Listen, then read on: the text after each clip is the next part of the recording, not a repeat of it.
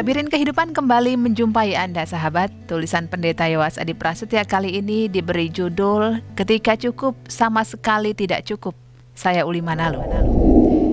Spiritualitas kecukupan atau keugaharian memang menjadi salah satu jawaban atas budaya keserakahan dan kerakusan global masa kini. Tidak ada pilihan lain. Spiritualitas kecukupan senantiasa mengundang kita untuk merasa puas dengan apa yang kita terima, yang sesuai dengan kebutuhan kita. Spiritualitas semacam ini mendengungkan salah satu bagian doa Bapa kami. Berikanlah kami pada hari ini makanan kami yang secukupnya. Matius 6 ayat yang ke-11. Akan tetapi sahabat, ada sejenis perasaan cukup dan puas yang justru berbahaya. Berbahaya sebab ia memutarbalikkan makna spiritualitas kecukupan yang sejati. Rasa cukup yang keliru tersebut muncul tatkala seseorang enggan beralih dari kenyamanan hidupnya ke sebuah kehidupan yang berarti bagi sesama.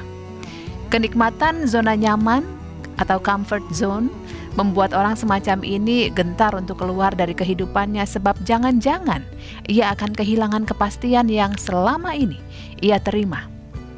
Cukup yang sama sekali tidak cukup dapat juga muncul ketika seseorang tidak mengoptimalkan dan mengembangkan kemampuan yang dia miliki.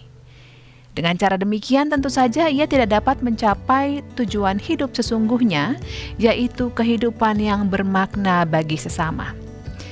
Jenis rasa cukup yang keliru semacam ini diilustrasikan lewat hamba yang ketiga dalam perumpamaan talenta yang memendam talenta yang diterimanya di dalam tanah. Matius 25 ayat 18 dan 25. Pada titik ini cukup sama sekali tidak cukup. Pada situasi semacam ini, cukup dapat menjadi wajah lain dari dosa. Seseorang dapat berkilah untuk menjadi berkat bagi sesama karena merasa sudah cukup kenikmatan hidupnya selama ini. Tak ada lagi yang tersisa untuk dibagikan. Kecukupan semacam ini adalah kecukupan yang egosentris. Jadi seseorang dengan tipe kecukupan semacam ini merasa cukup bukan karena ia menyambut apa yang Allah berikan dengan syukur, melainkan karena ia memang merasa tak punya lebih untuk dibagikan.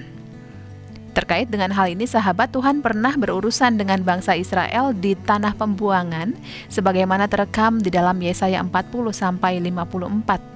Di dalam Yesaya 49, Allah digambarkan sebagai Dia yang memiliki rencana bagi Israel sejak dalam kandungan mereka. Ayat 1 dan ayat ke-5. Seburuk-buruknya kondisi mereka, Israel mampu meyakini bahwa mereka berlindung dalam naungan tangannya. Ayat 2, bandingkan ayat yang ke-5. Jadi kondisi mereka bagaikan berada di dalam sebuah oasis kecil di tengah gurun tandus. Mudah bagi bangsa Israel untuk merasa cukup, sebab keluar dari oasis itu berarti harus memasuki padang gurun yang mengerikan. Akan tetapi Tuhan mendesak bangsa yang terbuang ini untuk keluar dari kenyamanan itu. Ia mendesak mereka untuk melampaui batas antara oasis dan gurun.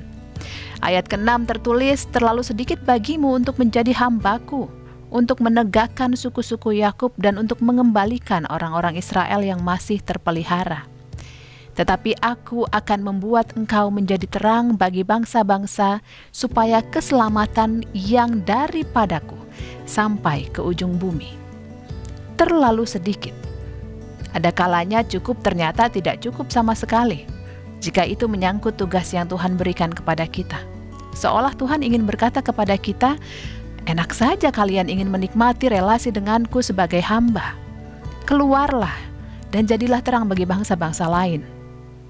Seruan Allah bagi bangsa Israel di tanah pembuangan ini sahabat tampaknya perlu disimak dengan saksama oleh gereja-gereja Indonesia.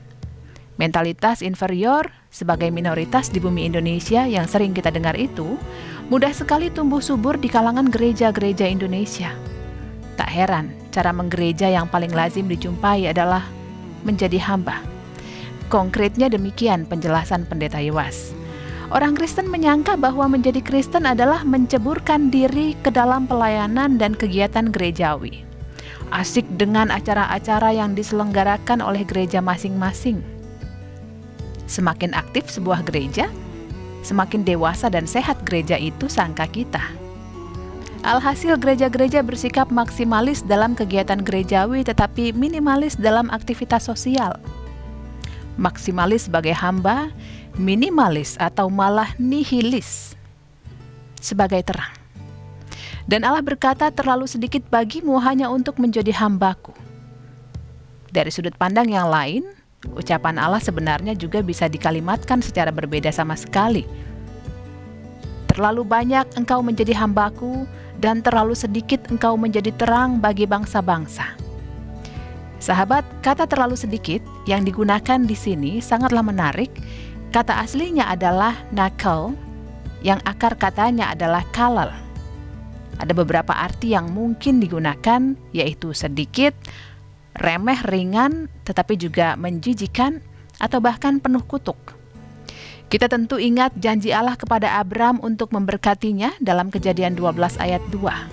Namun di ayat berikutnya muncul pula janji Allah terkait dengan relasi Abram dengan bangsa-bangsa. Aku akan memberkati orang-orang yang memberkati engkau dan mengutuk orang-orang yang mengutuk engkau. Dan oleh semua kaum di muka bumi akan mendapat berkat. Kata dasar mengutuk di sini adalah kalal. Jadi terlalu sedikit adalah gambaran dari sebuah kehidupan yang sebenarnya terkutuk. Jadi mulai sekarang biasakanlah diri Anda bertanya, apakah yang kulakukan selama ini telah cukup? Atau mungkin ajukan kecurigaan pada diri Anda sendiri. Jangan-jangan selama ini apa yang telah kulakukan sama sekali tak cukup. Seorang yang berani mempertanyakan dan menyatakan hal-hal tersebut adalah seseorang yang sadar benar bahwa gairah hidupnya ditemukan pada kegembiraan berbagi, bukan pada kegemaran menambah kepuasan diri. Dalam tulisannya kali ini, Pendeta Yowas juga berbagi sahabat mengenai surat yang pernah ditulis oleh gurunya, almarhum Pendeta Eka Dharma Putra, saat Pendeta Eka memasuki masa krisis kesehatannya. Tepatnya pada Maret 2005, 3 bulan sebelum beliau meninggal. Pendeta Yowas mengutip untuk kita penggalan akhir surat Pendeta Eka yang sungguh mencerminkan spiritualitas yang tengah dibahas ini. Berikut kutipannya. Namun demikian ada permintaan saya, dalam hal ini Pendeta Eka Dharma. Bila Anda berdoa untuk saya, baik di sini maupun di mana saja, saya mohon janganlah terutama memohon agar Tuhan memberi saya kesembuhan atau mengaruniai saya usia panjang atau mendatangkan mukjizat dahsyat dari langit. Jangan. Biarlah 3 perkara tersebut menjadi wewenang dan urusan Tuhan sepenuhnya. Saya cuma mohon didoakan agar sekiranya benar ini adalah tahapan pelayanan saya yang terakhir, biarlah Tuhan berkenan memberi saya dan keluarga keteguhan iman, kedamaian, dan keikhlasan dalam jiwa. Semoga Tuhan berkenan menganugerahi saya perjalanan yang tenang, kalau boleh tanpa kesakitan dan tidak mahal biayanya, sampai saya tiba di pelabuhan tujuan. Dan kemudian biarlah tangan Tuhan dengan setia terus tanpa putus menggandeng bila perlu menggendong Evang, Arya, Vera, serta mudah-mudahan cucu-cucu saya melanjutkan perjalanan mereka. Saudara-saudara sekalian, Paulus pernah menulis, bagiku hidup adalah Kristus dan mati adalah keuntungan. Tetapi jika aku harus hidup di dunia, bagiku itu berarti bekerja memberi buah.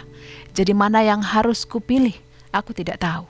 Filipi 1 ayat 21. Itulah kerinduan saya, segera bersama-sama dengan Kristus.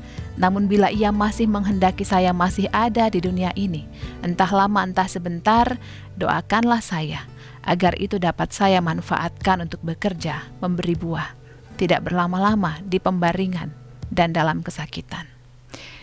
Sahabat, 14 tahun telah berlalu sejak kematian Pendeta Eka Dharma Putra ketika refleksi ini ditulis oleh Pendeta Yowas, dan Pendeta Yowas menuliskan masih merindukannya.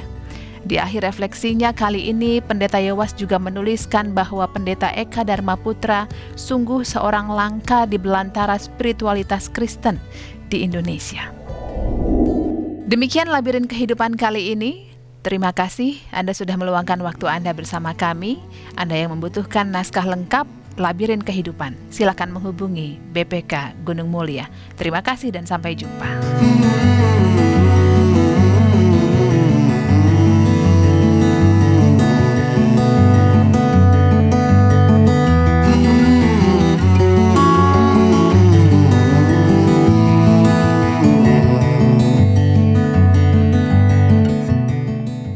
Sahabat, mari dukung pelayanan dan pekabaran Injil melalui YKB dengan membagikan link acara ini kepada sebanyak mungkin orang. Dukungan juga dapat saudara lakukan dengan mentransfer dukungan finansial ke rekening BCA ke nomor 450 305 2990 450 305 2990 atas nama Yayasan Komunikasi Bersama.